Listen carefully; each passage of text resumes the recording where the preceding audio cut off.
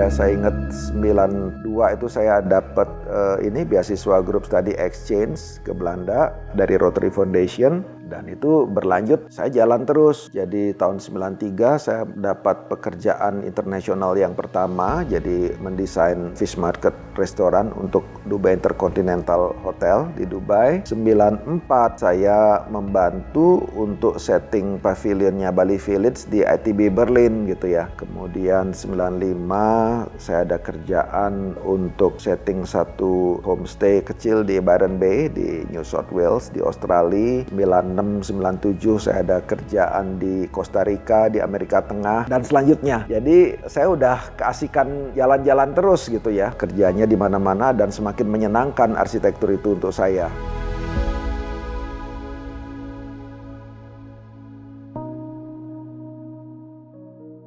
Kadang-kadang memang dia sambil nyetir, saya lihat kok agak aneh mukanya. Lagi apa? Lagi gambar. Walaupun dia tidak megang kertas atau megang pulpen, ya suka tidur juga. Oh iya, agak susah tidurnya, lagi gambar ya saya nanya. Saya bersaudara berempat, saya anak nomor 3 dari 4 saudara, dan saya ini satu-satunya yang lahir di kampung. Lahirnya tuh di desa Banyuatis di Kabupaten Buleleng.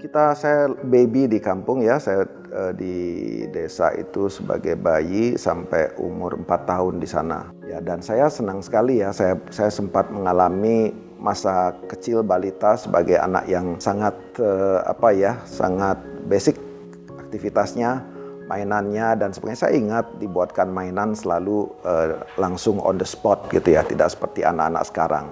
Ini sesuatu yang sangat mengesankan, dan saya ingat dengan bolak-balik ini rupanya Bapak ngurusin konstruksi di Denpasar, ngebangun rumah itu ada tukang. Sekali waktu beliau pulang kampung tuh bawakan saya papan tulis dari zaman dulu itu yang papan diserut, dicat dan digambarin. Mulailah saya main-main menggambar-gambar di sana gitu. Kerabat di kampung yang jadi pemangku ya, suka ngupacarain orang, ngelubulanin gitu ya. Itu saya suka tiru-tiru gambarnya dia. Jadi dalam upacara itu kan ada beberapa sarana. Jadi yang pertama kali saya gambar itu mereka nyebutnya tuh men bloyong gitu ya. Seorang men bloyong, satu figur dalam ritual itu gitu ya. Itu saya gambar. Ini anak kok suka gambar, makanya ayah saya membuatkan saya papan tulis itu. Dari sana saya mulai menggambar. Oleh ayah saya selalu diajak ke construction site melihat orang membangun rumah ya. Jadi di construction site itu saya cukup menaruh perhatian terhadap dunia itu ya. Dan memang itulah pemandangan saya setiap hari, ada bahan bangunan datang. Kadang-kadang bahan bangunannya karena tidak ada tempat di lokasi pembangunan rumah. Jadi kadang-kadang ada kayu lah yang datang disimpan dulu di rumah, ada genteng lah yang datang. Jadi saya naik turun bahan-bahan itu ya. Saya ingat sekali di rumah di Werkudara itu ada satu hall tempat menyimpan barang-barang itu. Jadi pergaulan saya dengan dunia itu dan para legend itu ya tukang-tukang itu. Ini kepalanya tukang kayu ini ya, namanya ini namanya Pak Jagri, ini namanya Pak Mandi. Saya masih ingat semua mereka. Jadi ini tukang ini yang jago untuk ngelabur. Jadi saya bagaimana orang menaruh segala sesuatu untuk menjadi satu kesatuan bangunan itu sudah saya kagumi sejak kecil. Saya mendapat cerita juga dari ibunya Popo. Dulu waktu kecil dia sempat malah bilang sama ibunya, kenapa orang harus memakai sendal kanan di kaki kanan, sendal kiri di kaki kiri, kenapa nggak sendal kiri di kaki kanan? Jadi seperti itu, dia selalu pengen memakai caranya sendiri, nggak mau mengikuti orang lain. Dia ada sisi femininnya untuk detail-detail yang sehubungan dengan estetika dan rasa. Jadi dia memang perhatian sama detail-detail dibanding kebanyakan perempuan pada umumnya. Jadi hanya untuk estetika dan seni.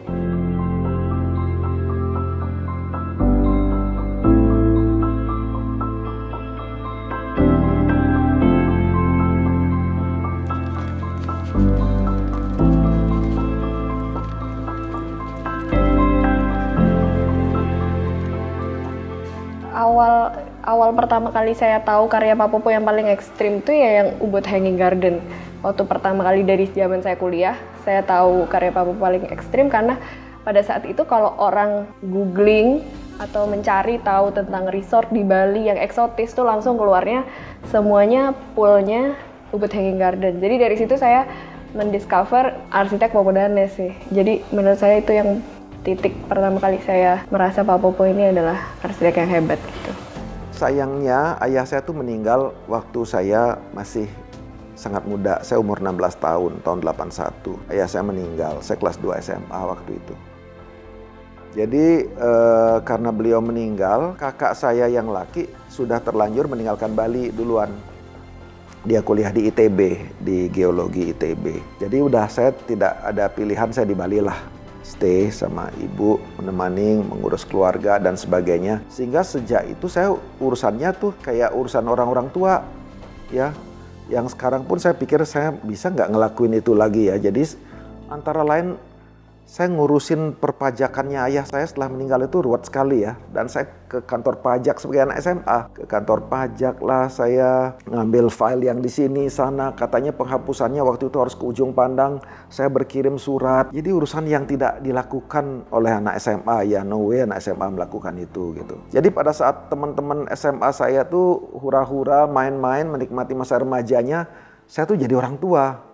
Ya saya harus ingat setiap bulan kirimin kakak saya uang bulanan ke Bandung gitu ya. Akhirnya kita memutuskan untuk membuat rumah di kampung. Saya jadi arsiteknya kelas 2 SMA dan itu dibangun. Ya saya gambar gitu. Kan biasalah arsitek itu biasanya kalau udah mulai bekerja sendiri itu dapat kerjaan dari sekitarnya. Saya kan tadi cerita, klien saya yang pertama itu ibu saya. Itu tahun 81 ya saya kelas 2 SMA. Kemudian tahun 86 saya masih kuliah, ada orang tua dari sahabatnya kakak saya membuat satu rumah juga di Denpasar, minta tanya kakak saya namanya Diani. Diani, adik kamu arsitek ya? Oh ya, saya lagi ini orang tua saya lagi buat rumah, bisa nggak dia yang gambar? Saya tanya, akhirnya saya yang gambar. Nah yang menariknya itu tahun 86 itu saya mendapatkan uang pertama kali sebagai arsitek. Saya make money pertama kali itu waktu saya umur 10 tahun. Ayah saya waktu itu bagian dari manajemen konstruksi proyek Bali Handara Golf. Dan ya banyak kebutuhan proyek yang beliau juga atur-atur. Antara lain lapangan golfnya mau jadi tuh waktu itu nggak ada yang jualan tanaman seperti sekarang. Saya disuruh, kamu kamu stek-stek bunga bougainville gitu. Kamu stek-stek bougainville, kita lagi butuh itu. Jadi saya buat pot-pot kecil, stek. Itu saya ingat waktu itu saya dihargain 15 rupiah satu pot itu ya. Jadi senang banget make money pertama kali umur 10 tahun. Kemudian ini 86, itu adalah my first income as an architect gitu ya. Walaupun masih statusnya mahasiswa, itu ya tentu kita tidak pasang tarif. Rumahnya ada di seputaran Sanglah dan masih berdiri saya lihat.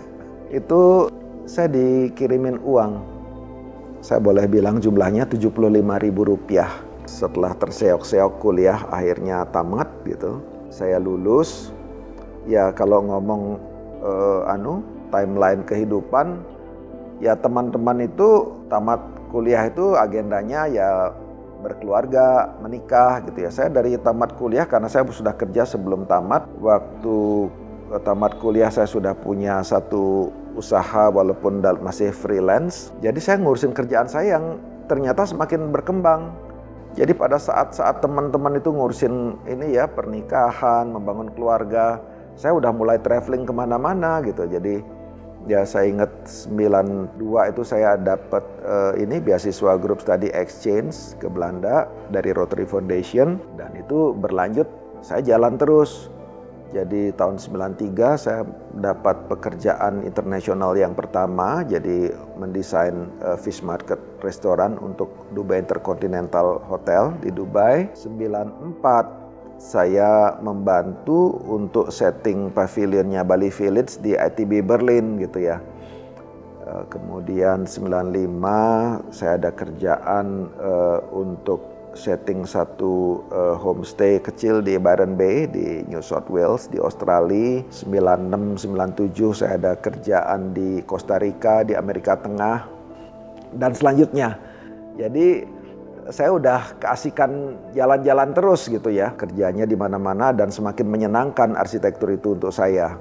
Dia banyak temannya dan dia selalu easy going dengan teman-temannya. Teman-temannya bahkan ada di 5 benua. Saya itu diajak bersama dia kalau memang ada proyek yang bisa bareng ya saya diajak. Tapi kalau memang dia sendiri, dia jalan sendiri. Tapi teman-temannya di 5 benua itu setiap kita pergi ke negara itu dia selalu ada temannya karena memang dia easy going sama teman-temannya. Jadi kita nggak pernah tidak ada kontak pergi ke suatu tempat gitu.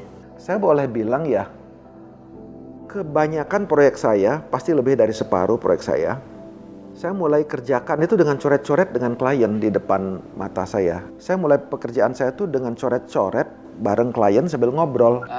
Kalau saya sih lihat menariknya waktu desain awal ya. Waktu pertama ini kan bukan ada apa-apanya, ini masih alas istilahnya ya, masih hutan belukar. Tapi beliau mau turun itu langsung bikin orek-orek di situ.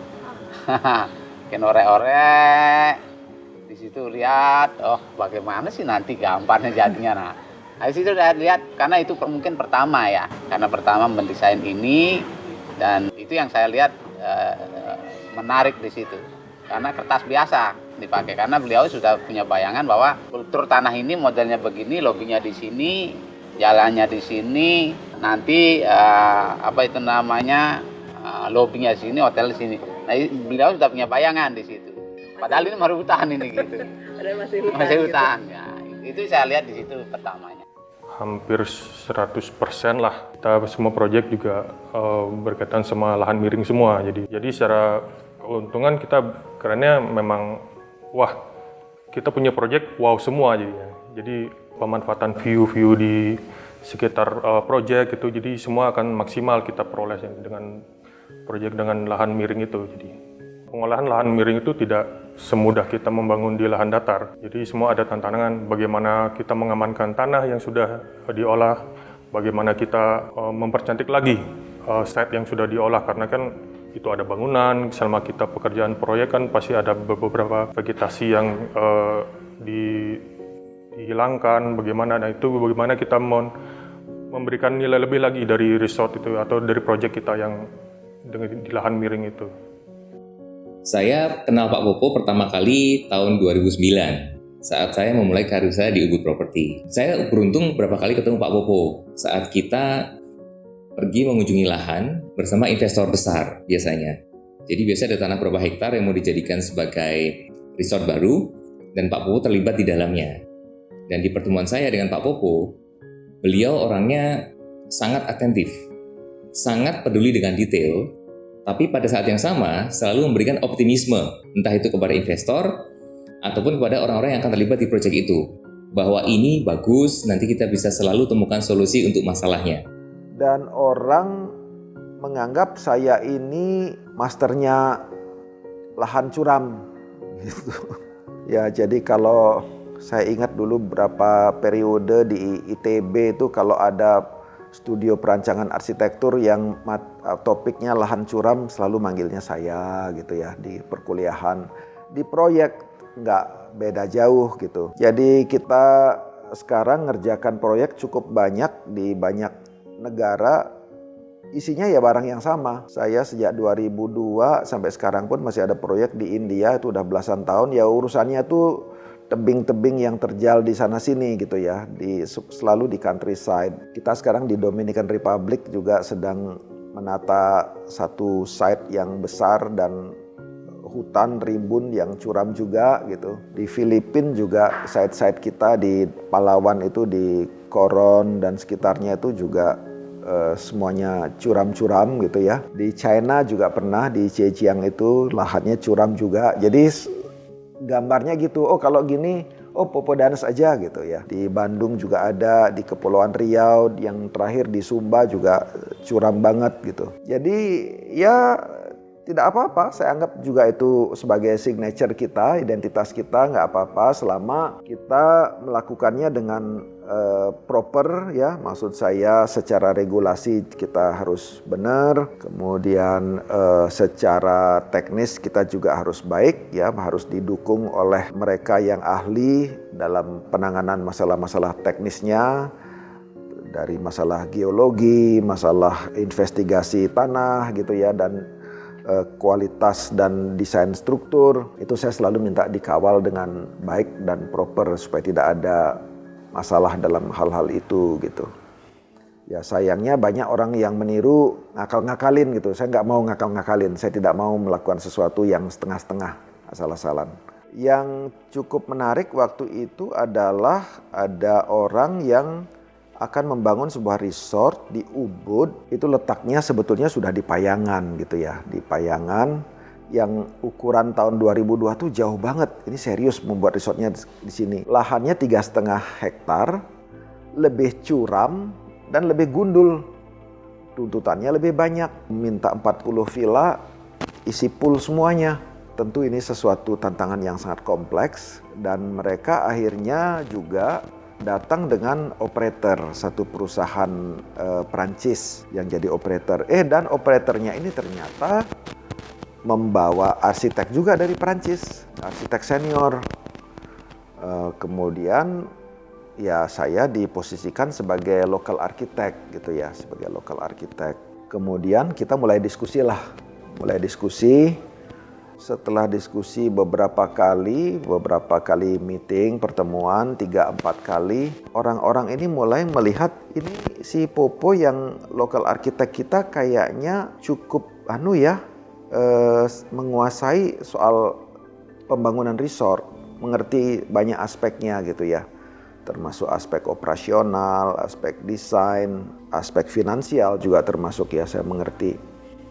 Akhirnya posisi di switch, boleh nggak Popo yang jadi main architect, yang dari Prancis menjadi in-house arsiteknya operator.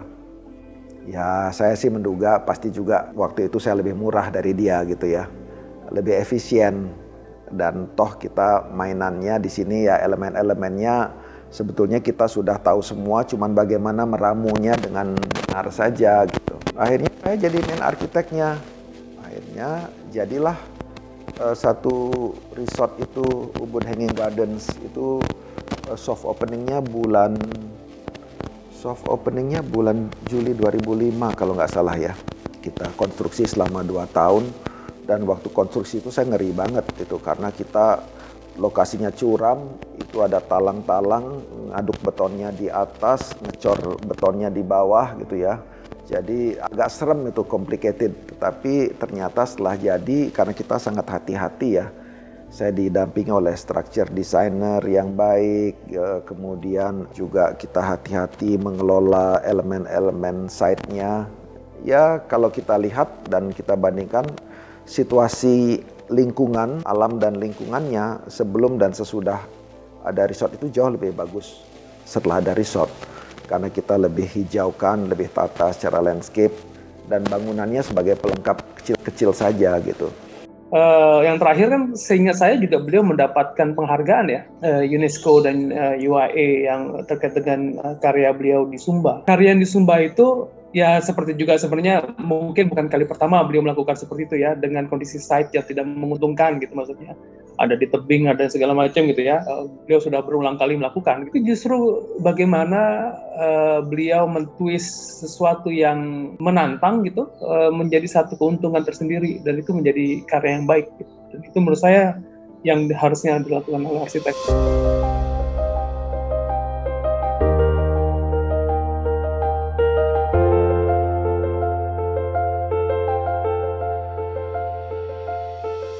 Pak Popo lebih dari semua karya sih memang semua berkaitan dengan arsitektur tropis ya. Jadi beliau tidak akan terlalu bergeser jauh dari bidangnya tersebut, dari stylenya tersebut. Jadi dan saya bangganya Pak Popo memang lebih mengangkat Bali sebagai base-nya, sebagai arsitektur yang diangkat sama Pak Popo, stylenya dia juga tersebut begitu. Saya waktu itu tahun 77 ingat ayah saya, karena ini belum zaman internet ya, membeli untuk kita set ensiklopedia Americana. Dia beli itu ada 30 volume dan saya stuck untuk lihat itu Google-nya sama saat itu ya. Jadi saya selalu ngelihatnya bab art and architecture. Jadi setiap negara saya lihat art and architecture selalu jadi satu terus. Jadi dari situ saya merasa bahwa ini satu paket ya, sehingga ya karena itu barangnya dari Amerika, tentu yang besar itu informasinya tentang art and architecture di Amerika. Jadi saya mulailah ngerti ya, terutama arsitekturnya. Jadi yang banyak saya tahu dari saya SMP itu ya Frank Lloyd Wright, Eero Saarinen, nama-nama itu ya, walaupun juga ngerti Kenzo Tange itu siapa ya, bagaimana dia mendesain Olympic Stadium di Tokyo. Jadi ya itu mainan saya dari kecil. Jadi pada saat teman-teman mainannya yang fun-fun itu, saya ngurusin mikirin yang ruwet-ruwet.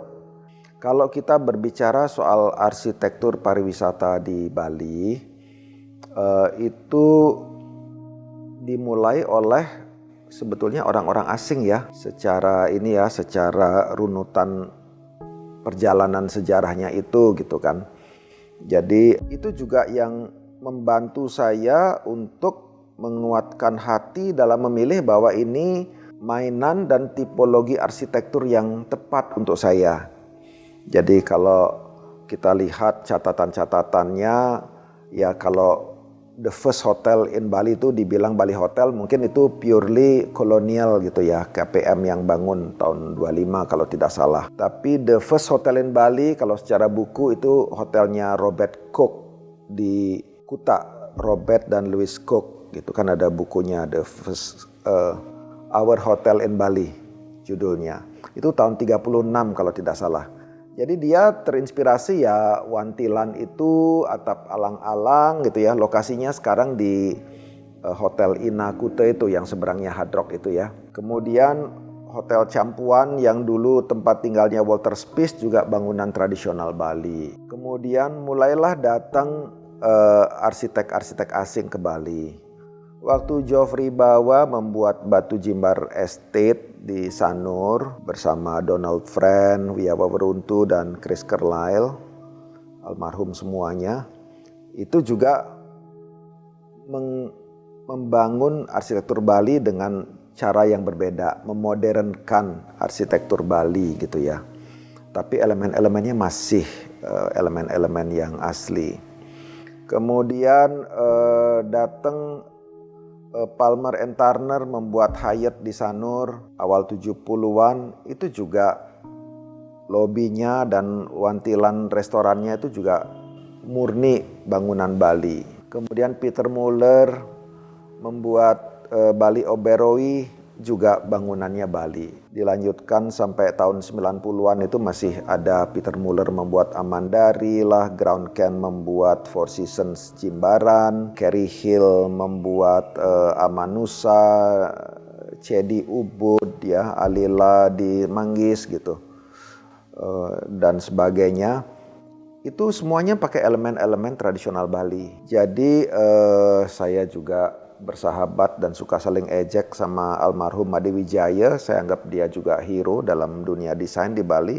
Dia juga mengangkat elemen-elemen Bali dan kita kinikan untuk menjadi elemen yang prominent dalam fasilitas yang dibangun dan didesain dengan arsitektur modern gitu ya. Jadi saya melihat ini satu fondasi yang sangat bagus. Waktu saya melihat mereka lah yang berkarya untuk proyek-proyek yang prominent itu, saya merasa one day saatnya kita yang mengisi panggung ini gitu ya. Karena harusnya semestinya arsitek-arsitek di Bali sudah berkembang kemampuannya dan sudah bisa mengambil alih posisi mereka. Awalnya kita tertarik sama Popo Danes itu karena kita tahu bahwa propertinya dia itu cukup bagus, terus memang nuansa Balinya itu masih sangat kental. Jadi kita memang kepengen mencari arsitek yang betul-betul menonjolkan, apalagi di Ubud ya. Jadi waktu itu kita punya rencana untuk bikin properti di Ubud. Kita ingin mencari arsitek yang betul-betul menonjolkan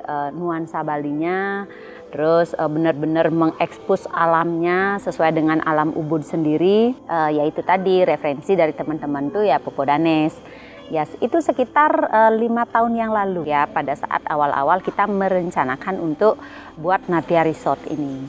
Karya-karyanya dia modern, tapi tetap dia sebisa mungkin ada sentuhan culture. Jadi dia memang membawa budaya Indonesia. Kita kalau traveling dia pasti ada membawa pakaian, apalagi kalau menerima award pasti sudah pakai pakaian Bali. Jadi tetap kita mempresentasikan budaya Bali. Secara arsitektur beliau sangat kuat menurut saya gitu, membicarakan bagaimana budaya khususnya Bali, tapi kemudian dikemasnya sedemikian rupa kemudian bisa beranjak lebih jauh gitu. Jadi bukan hanya meminjam idioma lama, sekalipun sebenarnya beliau tidak datang dengan geometri yang kompleks seperti yang dilakukan mungkin teman-teman lain gitu. Tapi justru sehingga saya kata kunci yang sering kali beliau gunakan kan harmoni. Itu yang dicoba dicari terus, keseimbangan, keselarasannya oleh Popo yang saya ketahui.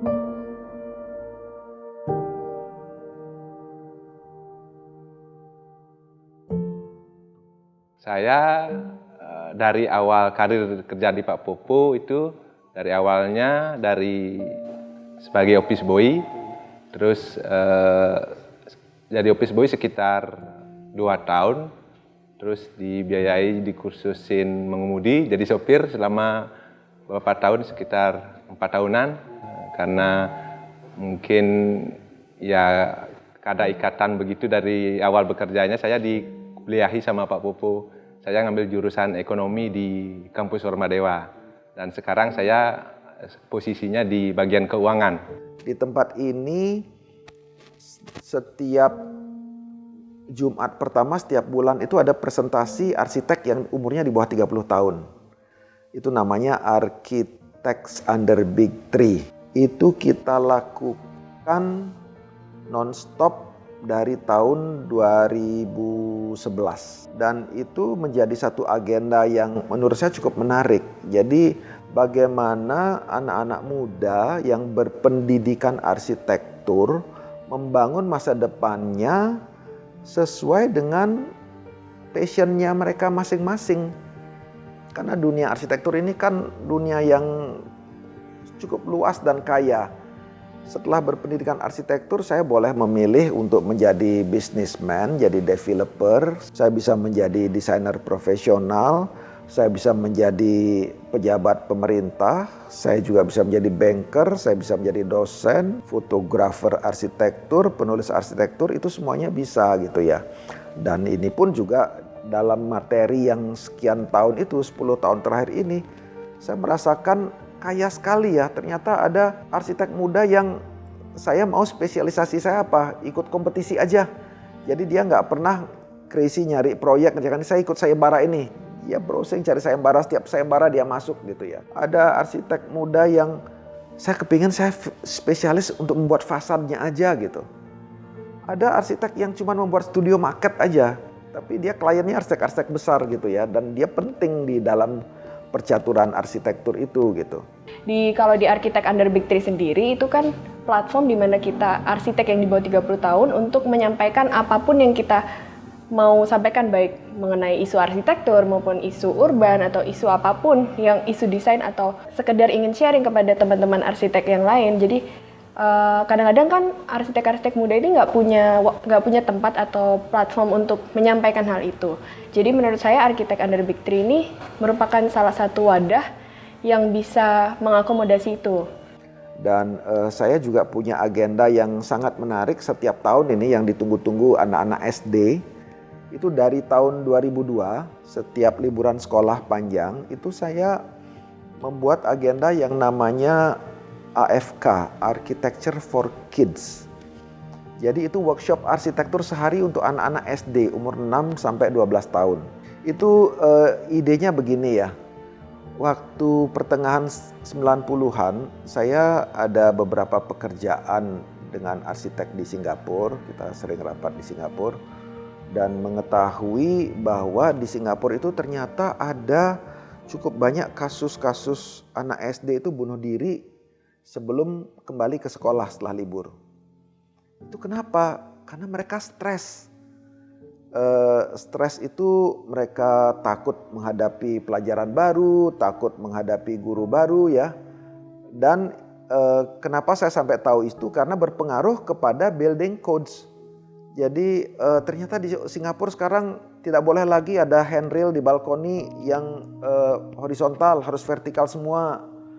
Ternyata tingginya ditambah. Loh kenapa? Karena banyak anak-anak kecil yang loncat, bunuh diri. Oh masa gitu. Wah mengerikan sekali gitu ya. Nah untuk kasus di Indonesia saya melihat tahun 2000 awal itu kan mulai ada budget airlines. Ada Lion Air dan AirAsia waktu itu mulai terbang. Everybody can fly. Nah sehingga ini untuk saya melihat fakta bahwa anak-anak SD itu sudah mulai liburan sekolahnya tuh bisa keluar negeri sama keluarganya gitu ya. Jadi paling tidak ke Dufan di Jakarta deh. Ada yang ke Universal Studio ke Singapura, ke Disneyland di Hong Kong, ceritanya begitu. Saya mulai berpikir anak-anak yang tidak mendapatkan kesempatan seperti itu apa nggak minder. Dia balik ke sekolah. Saya create program itu ya 2002. Kemudian saya ajak mereka main-main seharian. Kemudian kita selalu banyak punya tutor, anak-anak pemagang ya, para mahasiswa yang magang di sini. Kita kasih mereka piagam, kita panggil media supaya mereka diekspos, ada di majalah, ada di koran. Ternyata luar biasa untuk mereka gitu loh. Ya saya anggap itu CSR lah ya, jadi kita sharing ke community. Dan anak yang awal-awal tuh beberapa sudah benar-benar sekolah arsitektur dan sudah tamat. Yang generasi pertama sudah ada yang lagi ngambil master degree di Milan Polytechnic. Sekarang sudah jadi arsitek, lulus di ITB dan selanjutnya anak-anak berikutnya ya. Sedangkan untuk Architecture for Kids itu saya merasakan sendiri sih bagaimana sebenarnya anak-anak tuh banyak yang kurang mengerti mengenai profesi arsitek. Nah di situ juga kita sebagai orang yang mengajarkan arsitektur kepada anak-anak ini juga mendapatkan pengalaman-pengalaman baru tentang sudut pandang mereka tentang arsitektur itu seperti apa. Tapi kalau untuk anak-anak itu sendiri, tentunya itu akan sangat bermanfaat karena mereka mendapatkan pengetahuan tentang arsitektur gitu sih. Saya sempat bercerita bagaimana dunia profesional itu semakin menyempit ya, semakin spesial. Dunia profesional itu semakin mengarah kepada spesialisasi ya. Jadi saya mencoba mengambil spesialisasi tertentu sebagai arsitek. Dan sebagai arsitek ini kita kan juga harus terbiasa bekerja optimal dengan melibatkan spesialis-spesialis yang lebih spesifik gitu. Jadi dalam proyek kita ini kan kalau proyek saya tuh rata-rata minimum ada 7 konsultan minimum ya. Jadi ada project management yang mewakili pemilik proyek, ada arsitek, ada konsultan struktur, konsultan mechanical, konsultan electrical, konsultan interior, konsultan landscape.